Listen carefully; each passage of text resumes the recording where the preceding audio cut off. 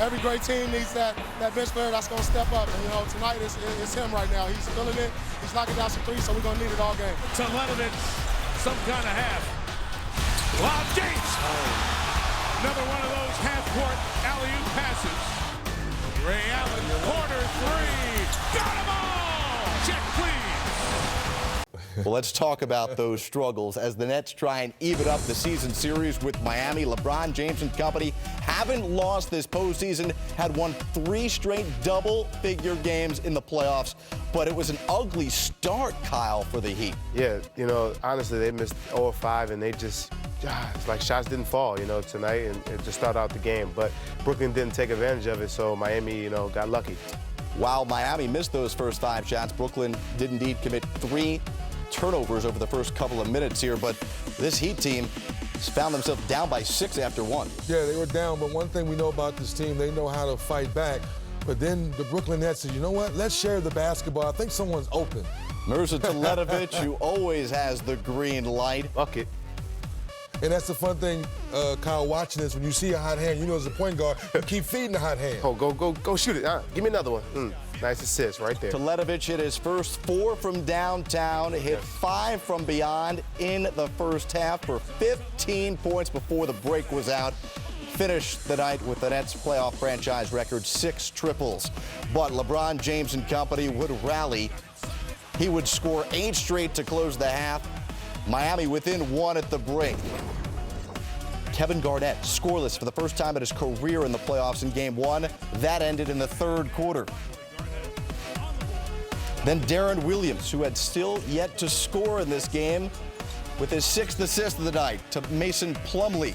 It was a 19-point Game 1 performance for Ray Allen. Didn't have any in the first half, but he tells Coach Spoelstra he's built for games like this. I'm built for this time of the year, Coach. Set me a few screens, give me the ball.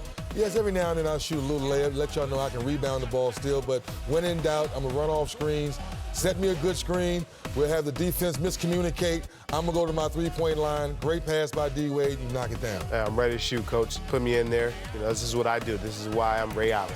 And neither team was up by more than 3 in the 3rd quarter, but in the 4th, big bucket there by Allen. And then Chris Bosh, part of an 8-0 run. First double-digit lead of the game.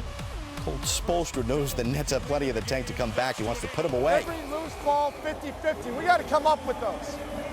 We got to come up with those. Those will decide the game. The Nets and the Heat, neither very good rebounding teams, but the Heat look like the best on the glass of the day. Give them the Windex Award. Over a span of 1:40 on the clock, Miami gets 3 crucial offensive rebounds. And after Brooklyn may have gotten some momentum back, Kyle, they squashed any hope of the Nets evening up the series. 6 offensive rebounds the whole entire game. 3 comes in that last 1 minute 40 seconds. LeBron James, best player on the court, finishes it off. He's got 22 points in the game for the 2nd straight outing against the Nets. And after trailing by 1 at the half, the Heat still managed to earn their 2nd win and their 4th straight in double figures in this playoffs. So you look at what you've gotten from LeBron James as they take a commanding lead, but he certainly is not going to settle as the series now heads to Brooklyn. Game 3 is our next step in trying to get better. And, you know, we're going with the same mindset as we did Game 3 in Charlotte, where if we get to our game, we don't turn the ball over. Offensively, we execute. Defensively, put pressure on their guys. And we give ourselves a great chance to win. And, you know, and if we don't do those things, then we don't give ourselves a great chance to win. That one hurt. You know, again, we were right there. We gave ourselves on the road an opportunity against the world champs. We let the game slip away. That one possession when they got 4 offensive rebounds, it didn't, you know, win or lose the game for us. It didn't lose the game for us, I should say. You know, we got to come up with the rebound, but we had our opportunity, so we got to get ready to go back home and just think about Game 3. Well, first, they're going to be thinking about what Darren Williams didn't do. We didn't show it in the highlight, but he didn't score. Well, one must have shown, but the alley-oop pass. First time in 60 career playoff games, Darren Williams held scoreless. And Kyle, as you know, we talked about it during the Raptors series against the Nets. When he does good things, the Nets come out with a positive result. When he's aggressive and comes out to plays the way he knows how to play, they're hard to beat. Tonight, struggled, 0 for 9. He did some things good, passed the ball well, rebounded the ball well, but he just couldn't get the ball to go in the hole. I think, a certain situation where you're 0 for 4, 0 for 5, you got to find a way to get the ball through the net. If that's driving in there, trying to get a free throw, trying to get something easy. Tonight, just nothing could go for him. And Jared's just still a head-scratcher to me to see a guy so talented. At one point in time, we considered him, if not the best point guard, next to Chris Paul, the best point guard. So to hear him say throughout the season, regular season, that he lost his confidence and he got it back after the All-Star break, and coming into this playoffs, we all knew he had to play well if the Nets wanted to go deep. Well, this is nothing new. I mean, as we showed you the stats there. So what can change over the course of a day to get ready for Saturday's Game 3?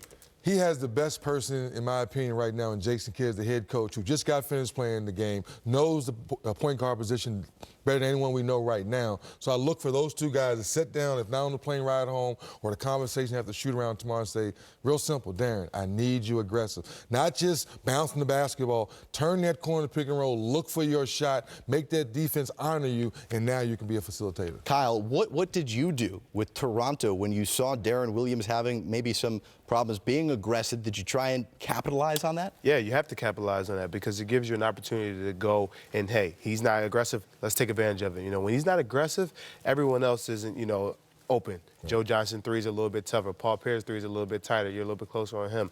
When Darren's aggressive, you have to show, help, double team a little bit. Gives Joe Johnson wide open 3, Teletovic a wide open 3.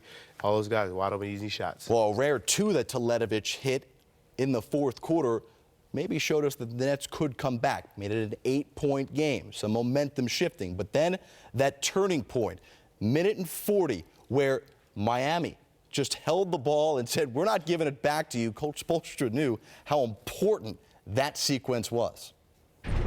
We lost virtually every single loose ball, 50-50 ball, and we kept on saying it in every huddle, that the game is going to be decided by all those loose balls, and all the intangible plays, those second effort plays, those extra possessions. This is a very possession-oriented series, not a lot of turnovers.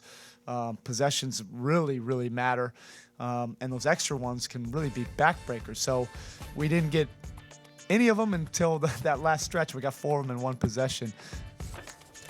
And to Coach's point, only 8 turnovers tonight for the Miami Heat. And you watch these plays, they're taking their time, good patience. Even though they're missing, look at the extra effort, look at Bosh, look at guys diving for the ball. And it looked like the Brooklyn Nets had ran out of energy late in the game. Execution, excellent pass to LeBron. Then he finishes the play. To Coach Spoelstra's point, the details, the little things late in the game is what got them over the hump to get a big win tonight. That was so big. It really seems to take the air out of any hope the Nets had of coming back. Yeah, the last minute and 40, when those guys are getting all those offensive rebounds and then they score after that, you can't give the champs any extra opportunity to score the ball, and they took advantage of it. And during the second half, while they were so good in the first half from downtown, Nets just 2 of 12 over the last 2 quarters from three-point territory.